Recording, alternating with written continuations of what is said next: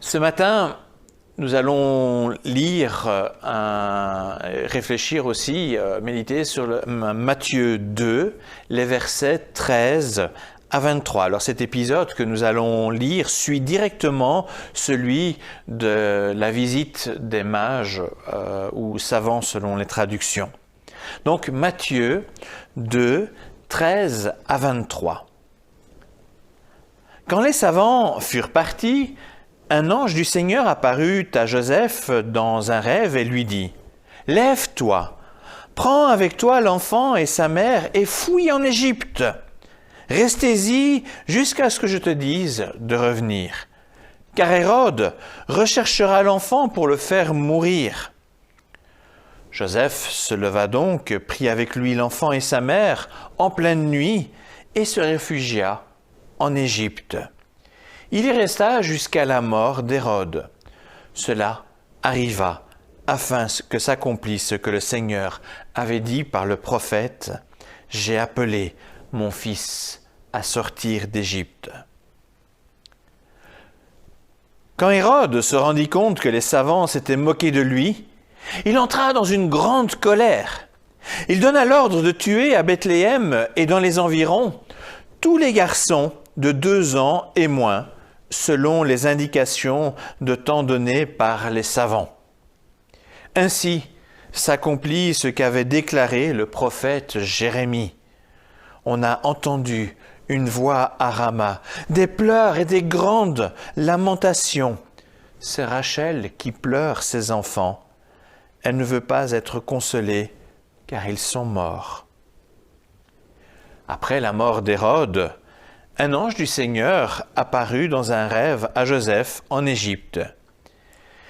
Il lui dit « Lève-toi, prends avec toi l'enfant et sa mère et retourne au pays d'Israël, car ceux qui en voulaient à la vie de l'enfant sont morts. » Joseph se leva, prit avec lui l'enfant et sa mère et retourna au pays d'Israël. Mais il apprit qu'Archoléos était devenu roi de la Judée à la suite d'Hérode, et il eut peur de s'y rendre. Il fut averti dans un rêve, et il partit dans la région de Galilée. Il habita dans une ville appelée Nazareth, afin que s'accomplisse cette parole des prophètes. Il sera appelé Nazaréen. Jusqu'ici, la lecture de la parole du Seigneur pour aujourd'hui. Pour la prédication de ce dimanche, je vous propose une comparaison avec un sablier. Le sablier est composé de 2 volumes en verre de forme conique et les pointes de chacun des cônes sont reliées par un étroit goulot par lequel s'écoule le sable d'un volume à l'autre. Bien entendu, cela est fabriqué de sorte à mesurer le temps nécessaire pour permettre au sable de passer d'un côté à l'autre. Alors, ce n'est pas tellement le temps qui m'importe pour la comparaison que je souhaite proposer ce matin, mais bien la forme du sablier qui illustrera la manière dont Dieu accomplit son projet de salut pour l'humanité. Matthieu est le seul à reprendre l'extrait de la vie de Jésus que nous venons d'entendre.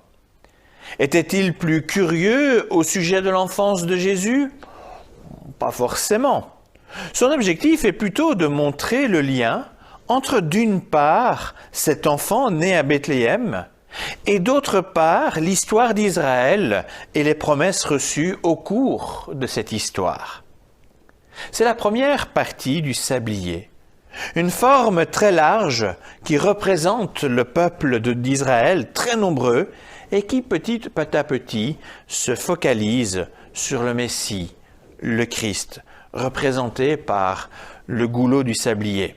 Mais nous y reviendrons plus loin.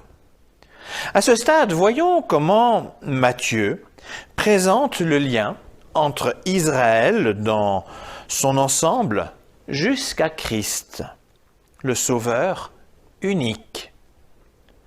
Dans l'extrait entendu, l'évangéliste utilise deux grands moyens pour expliquer ce lien.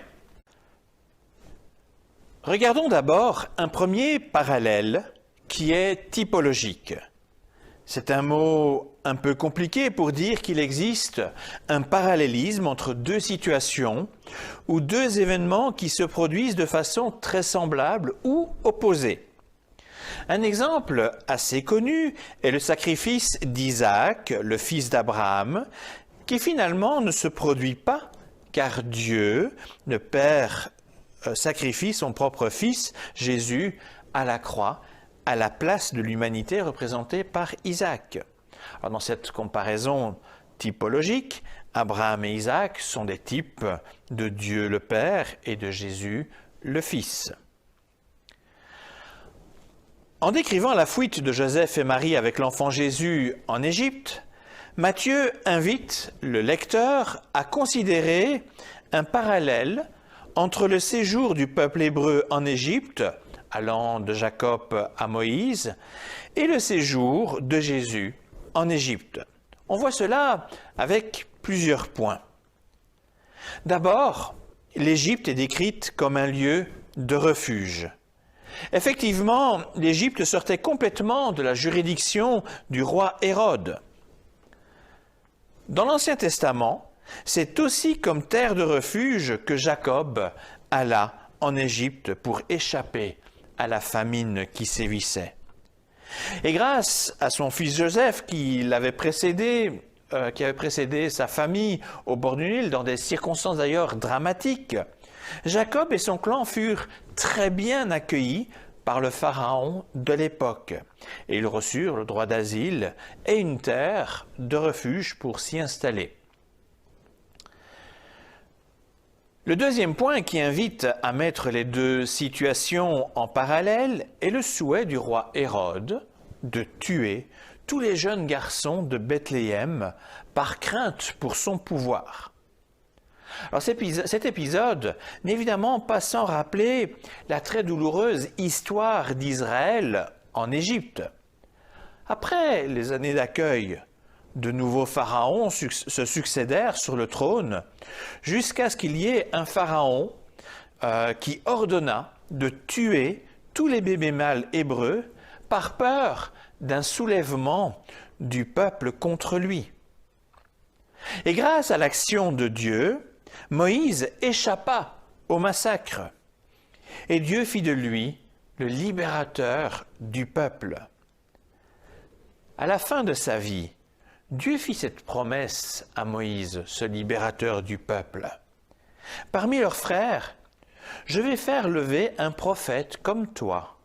Je lui communiquerai mon message et il leur transmettra tout ce que je lui ordonnerai. En Deutéronome 18, 18. À présent, c'est de la main d'Hérode que Dieu délivre son envoyé, le nouveau prophète comme Moïse, qui va apporter la libération au peuple. Alors à ces deux points qui jettent un pont entre l'histoire d'Israël en Égypte et Jésus en Égypte, viennent s'ajouter des citations que je vais évoquer un petit peu plus loin. Et par ailleurs, on peut également citer un épisode de la vie de Jésus relaté, en fait, juste un petit peu plus loin dans le texte de Matthieu, au chapitre 4. Comme Israël a passé 40 ans dans le désert, en fait, Jésus a passé 40 jours dans le désert pour y être tenté, mais sans toutefois désobéir à Dieu, contrairement aux Israélites dans le désert. Après avoir montré quelques éléments du parallèle typographique proposé par Matthieu, voyons à présent le deuxième moyen montrant le lien entre Israël et Jésus, le deuxième moyen utilisé par Matthieu. Et ce lien confirmera d'ailleurs le lien typologique que je viens de développer. Le deuxième moyen est ce que je vais appeler un parallélisme prophétique. Matthieu montre en quoi l'épisode de la fuite d'Égypte et son retour est l'accomplissement de ce qui fut promis à Israël. Le passage que j'ai lu est construit en fait en 3 parties, rythmé par une fin similaire rappelant des paroles de prophètes. Cette construction est une façon de mettre en évidence ces prophéties anciennes en lien avec Jésus. Au verset 15, Matthieu cite le prophète Osée. « J'ai appelé mon fils à sortir d'Égypte », c'est Osée 11, 1. Alors, rien ne permettait d'y voir là directement une prophétie messianique. Cette parole d'Osée semble d'abord se rapporter à l'histoire d'Israël qui fut délivré d'Égypte par la main de Dieu. Et pourtant, le prophète utilise le mot « fils » qui permet à Matthieu d'établir scripturairement le lien entre Israël en Égypte et Jésus en Égypte. Deuxièmement, au verset 18, nous avons à nouveau une référence de l'Ancien Testament, tout à fait inattendue pour parler du Messie. Il s'agit d'une citation de Jérémie 31, 15. « On a entendu une voix à Rama, des pleurs et de grandes lamentations. C'est Rachel qui pleure ses enfants. Elle ne veut pas être consolée, car ils sont morts. »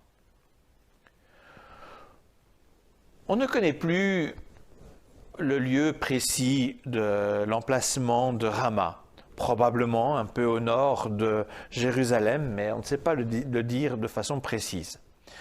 Cela devait être un lieu où fut enterrée Rachel, femme de Jacob. Il existe en Ruth 4.11 une mention évoquant le souvenir de Rachel à Bethléem, sans doute en raison de la proximité des 2 lieux.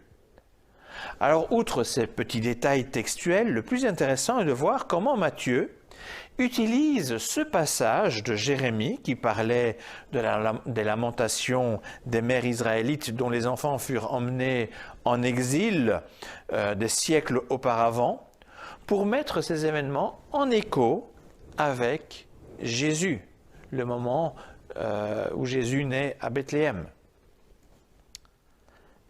Pour finir, au verset 23, Matthieu évoque à nouveau des paroles de prophètes pour les mettre en écho avec le retour de Jésus à Nazareth, lieu assez inattendu.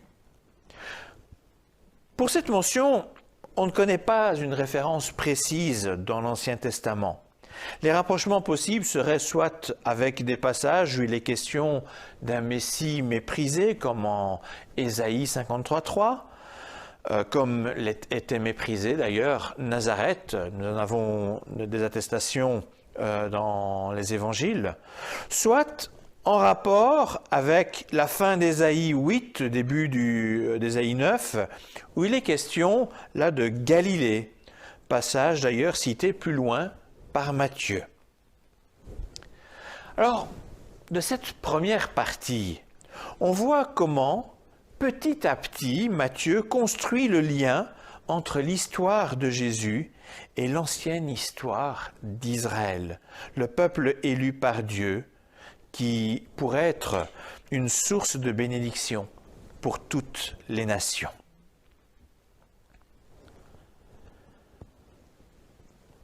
Quand on connaît bien l'histoire vétérotestamentaire d'Israël, on se rend bien compte qu'il y a comme un rétrécissement du peuple.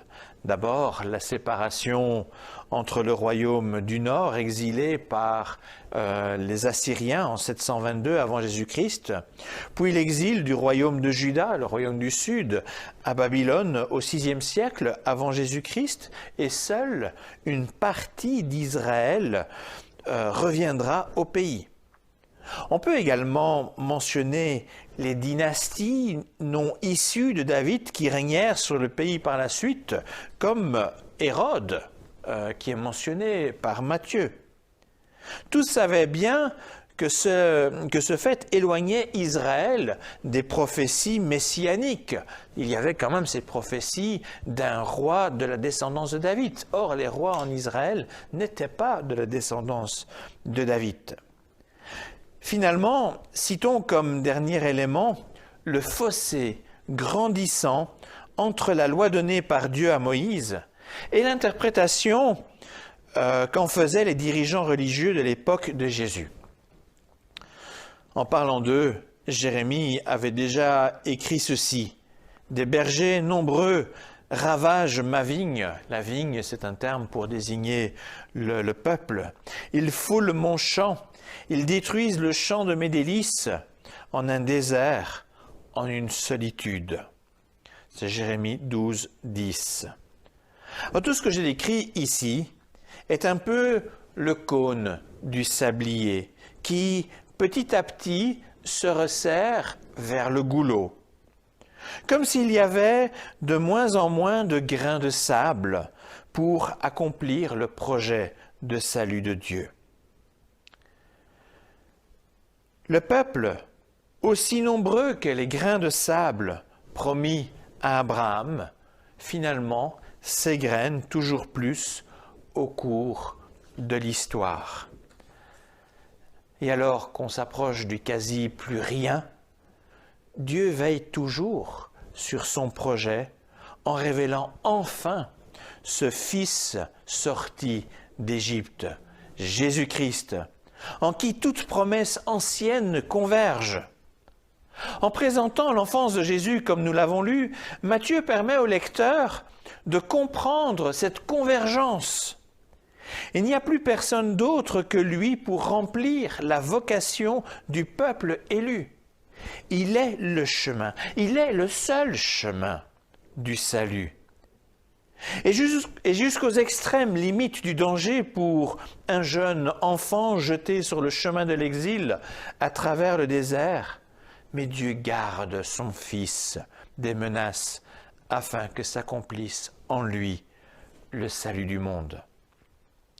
Jésus accomplit enfin la mission donnée à Israël. Jésus récapitule tout en lui et par lui.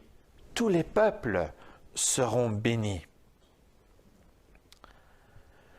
Nous connaissons bien entendu le reste de l'histoire de Jésus racontée dans les évangiles, comment il apporta le salut en donnant sa vie à la croix et en ressuscitant le troisième jour. Mais l'histoire ne s'arrête pas là. Tout comme nous connaissons l'histoire de Jésus, nous connaissons aussi très bien ses dernières paroles dans l'évangile de Matthieu avant de monter au ciel.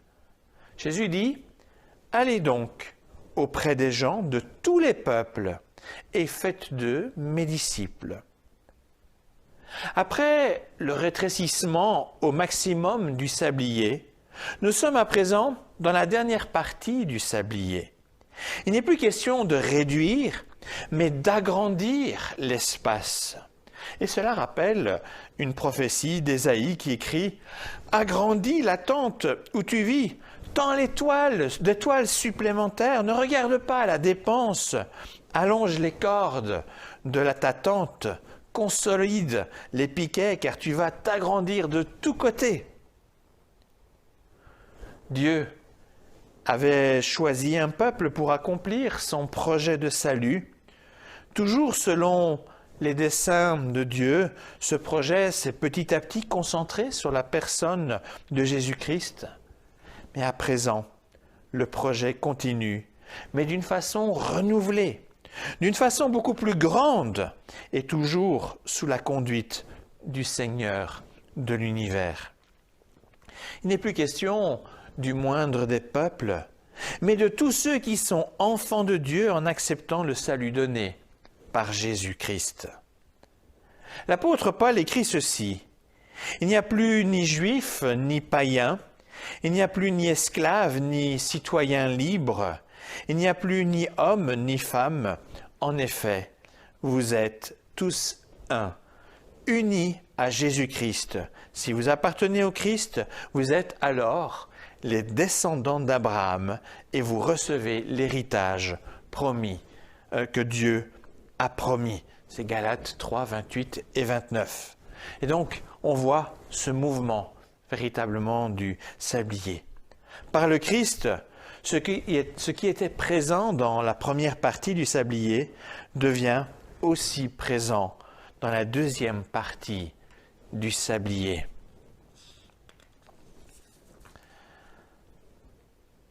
Alors tout ce que je viens d'expliquer a bien sûr des conséquences très concrètes pour chacun de nous. Premièrement, Dieu continue à agir. Son projet a pris le chemin du sablier. Aujourd'hui, il est indéniablement dans sa phase d'expansion. Nous pourrions parfois être découragés en regardant juste autour de nous la situation de l'Église. Il est clair qu'elle n'est pas dans ses meilleurs jours actuellement en Belgique ou même à Charleroi. Mais n'oublions pas que l'Église reste néanmoins le moyen choisi par Dieu pour accomplir son projet de salut. Jamais le Seigneur n'abandonnera son Église, celle et ceux qui la forment. Même s'il arrive parfois de devoir passer par des goulots serrés, l'Esprit Saint continue de vitaliser l'Église du Christ pour qu'elle soit témoin de ce qu'il a accompli pour le salut du monde. Dieu ne cesse jamais d'agir. Alors, sachons relever la tête et ne pas perdre courage dans notre mission en tant qu'Église du Christ. Le deuxième élément est que Dieu fait de chaque membre de son peuple, c'est-à-dire chacun de nous, des coparticipants à son projet. Le plus gros frein à la croissance de l'Église en Belgique est le manque d'enthousiasme de ses membres à se consacrer au projet de Dieu. Nous n'échappons pas à la mentalité ambiante qui nous pousse plus à être des consommateurs individualistes que des acteurs pour le bien de tous. Dans l'Apocalypse, à un moment donné, Jésus dit à l'Église d'Éphèse, « Ce que j'ai contre toi, c'est que tu as abandonné ton premier amour. » Apocalypse 2,4. Éphèse représente là les églises vivant cette douloureuse expérience du refroidissement du cœur. Or, ce n'est que malheureusement trop vrai dans notre pays. Le projet de Dieu reste pourtant toujours d'actualité. Nous avons tous un rôle à jouer. Osons prier Dieu en lui demandant de raviver notre amour pour lui, afin que nous soyons véritablement passionnés pour le servir. Jésus a payé le prix fort pour que nous soyons tout à lui. Tant que nous lui résistons, mais nous restons tièdes et peu efficaces. Mais si nous nous abandonnons à lui, en nous investissant dans son projet commencé depuis si longtemps, nous serons vraiment une source de bénédiction dans notre région, dans notre pays. Jésus n'a pas hésité à donner sa vie pour le plus grand nombre. Alors sachons imiter cette consécration dans le service, car nous ne gagnerons rien en dehors de ce projet de Dieu. Le troisième et dernier point pratique que je mentionne aujourd'hui est l'assurance que Dieu nous garde de tout danger. Regardez comment il a gardé Jésus, ce tout jeune enfant, incapable de se défendre devant l'armée d'un roi sanguinaire et assoiffé de pouvoir. Il est intervenu en le mettant momentanément à l'écart pour le protéger, parce qu'avec lui, Dieu voulait délivrer son peuple comme il l'avait fait auparavant avec Moïse. Nous sommes, à notre tour, les envoyés du Christ. Nous pouvons être soumis à bien des difficultés et même, pour certains, être en danger de mort. Mais comment les morts pourraient-ils servir Dieu ? Notre vie et tout ce que Dieu a mis en nous ont de la valeur à ses yeux. Chacun de nous, nous comptons pour lui. Nous n'avons pas un Dieu faible, mais un Dieu fort. Il ne faut pas apprendre à vraiment... il nous faut vraiment apprendre à compter sur lui. Pas sur nos forces, mais sur ses forces à lui. Alors même si les difficultés sont grandes, ne perdons pas courage. L'Éternel fera notre gloire. Amen.